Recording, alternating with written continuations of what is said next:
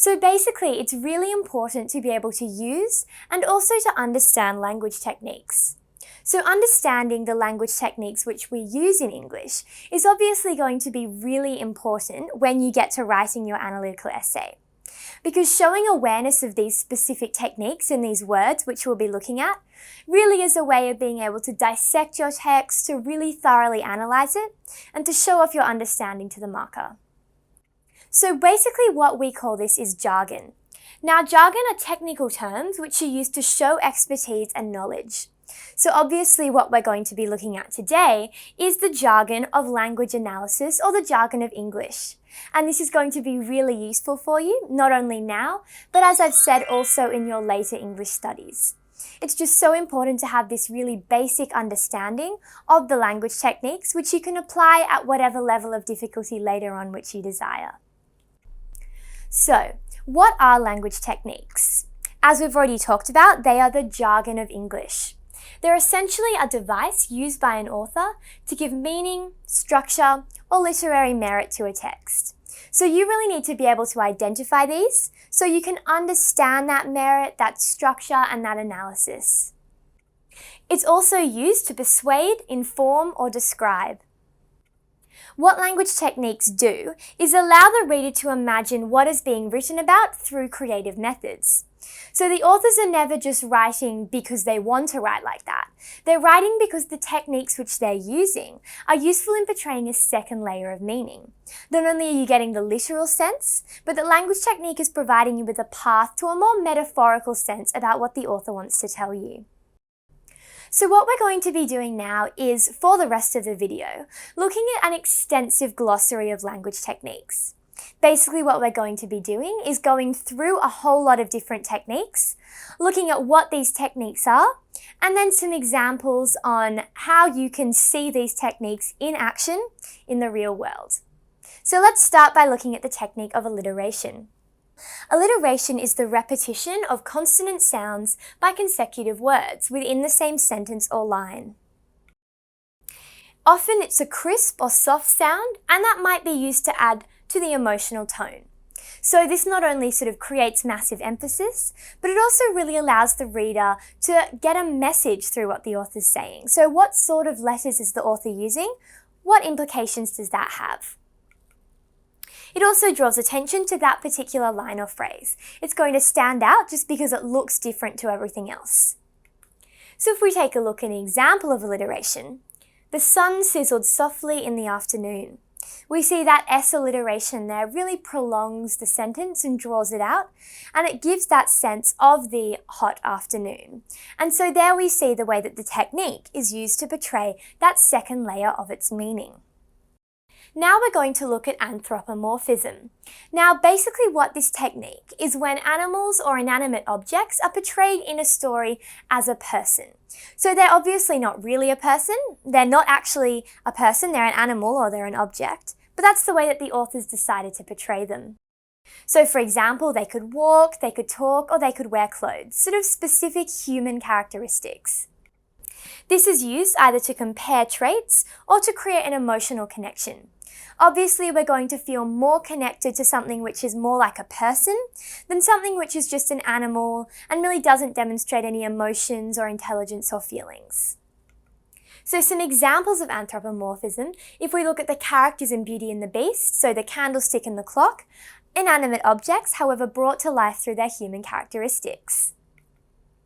The white rabbit in Lewis Carroll's Alice in Wonderland is also a really good example of this type of technique used in a specific text. Now we get to the technique of characterization. Now, characterization is wider than a language technique. It's not something that you just use in, say, one sentence, like, for example, alliteration. Instead, it's a key area for the text that you need to deconstruct on a number of levels. So a character's personality is often linked to stereotypes, ideas, or viewpoints, for example, through naming. So one character might represent a wider idea. For example, a housewife might represent the ideas of patriarchy and the traditional gender roles in society. So we see that characterization has wider implications on the text. Characters are also vehicles which show different aspects of themes. So that's another way in which they really expand the analysis and make it a more sophisticated text as a whole. So if we take a look at an example of characterization, and if we look at Ernest Hemingway's The Old Man and the Sea, this extract, the old man was thin and gaunt with deep wrinkles in the back of his neck. We really see that description of the man there, and we're really getting a sense that he's being characterized by this writing. We can really picture him in our minds. That's what characterization really comes down to.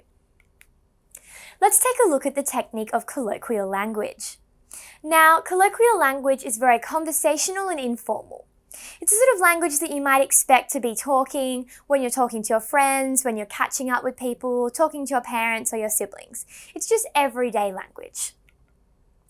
It can actually also include slang words or phrases or idioms.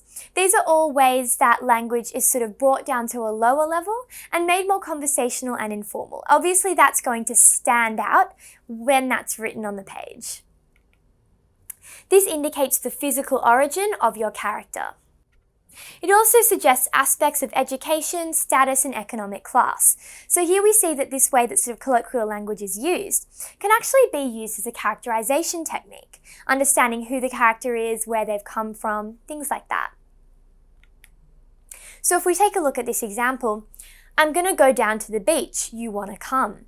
That's sort of gonna wanna language. That's not language that would usually be written down, but it's language that might be spoken more informally. So it's translating that everyday speech into reality. If we take a look at the technique of contractions now. Now, contractions are words shortened with an apostrophe. They're words that are really cut, two words cut and then put together through an apostrophe, which is sort of like the glue bringing the two separate bits together. This indicates the way in which a word was spoken. So it's very an oral technique. It's one that you can really hear when you see. It's also a regional method of speech, such as in rural Australia. It can really be used as quite a colloquial way of expressing things by putting contractions in there to show that the full extent of the English isn't being used. So if we look at an example of this, for example, to express a Texan accent, we might use the phrase, "You'll better be good while I'm gone." So there we're combining you and all. Instead of using the entire word of you, putting that apostrophe in and shortening it to y'all, and therefore really expressing that distinctive Texan accent. So we see that it's a way of characterization. Let's look at the technique of exposition, also known as an authorial intrusion. Now, this is where an author interrupts a story to explain something. So it's where you're directly getting the voice of the author rather than just getting the perspective of the author.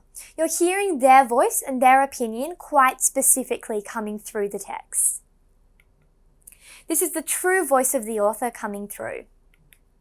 It also basically provides important background information or makes a comment on the situation. So it's really a way of the author making you know that they're controlling this story, that they understand the background. So if we look, for example, at plays, the author's notes and setting are the ways that an authorial intrusion is included. Whereas if we look at prose, that's going to be less obvious. And this is an example of how it might be used in prose. He snuck up to the house, excited about the riches inside. Then you get the authorial intrusion come in with the line, "Of course, there was a burglar alarm, but he did not know that." So there you get that sense that the author knows something that the characters don't know. The character doesn't know that there's a burglar alarm, but the author does and is letting the audience know his power in the story. The technique of dialogue is also extremely important. So this is where one character speaks to another or there are multiple characters interacting with each other. There are two functions of dialogue: to firstly push the plot forward and also to provide a means of characterization. So obviously two very important factors of dialogue. In plays, dialogue is obviously a vehicle for the themes because everything's going to be spoken out loud. This is going to have more impact if the messages are revealed in this way rather than being told. If you're shown something through dialogue, it's just more creative. This quote here, "Did you hear about what happened to Susie?" Yeah, it's crazy. The whole school's been talking about it. We really get that sense of dialogue there. Two people are talking to each other, and we really get that sense that they're having a conversation, they're engaged, and they're involved. So that's what dialogue's all about. We finally get to this technique of hyperbole. Now, this is a description exaggerating an idea overly dramatically. So it's really exaggerating something to a remarkable degree. This is used for emphasis of ideas in exclamations. So it's a way of showing things in a bigger, more obvious light than they really are in reality. Hyperbole is often used for comedy, such as slapstick and cartoons. Because exaggeration can be quite funny, it's a technique which is often used. So if we look at some examples of that, we firstly see, I can run faster than the speed of light. Or also the technique, I've been waiting in this line for centuries. We see that these things are exaggerated. It's not like the person can actually run that fast or they haven't been waiting in the line for hundreds of years. It's just a way of really showing the extent to which actions are taking place. So this brings us to the end of part 1 in our 3-part language glossary. If you join us for just a minute in part 2 of the video, we'll be continuing to look at techniques and examples of how you can apply these.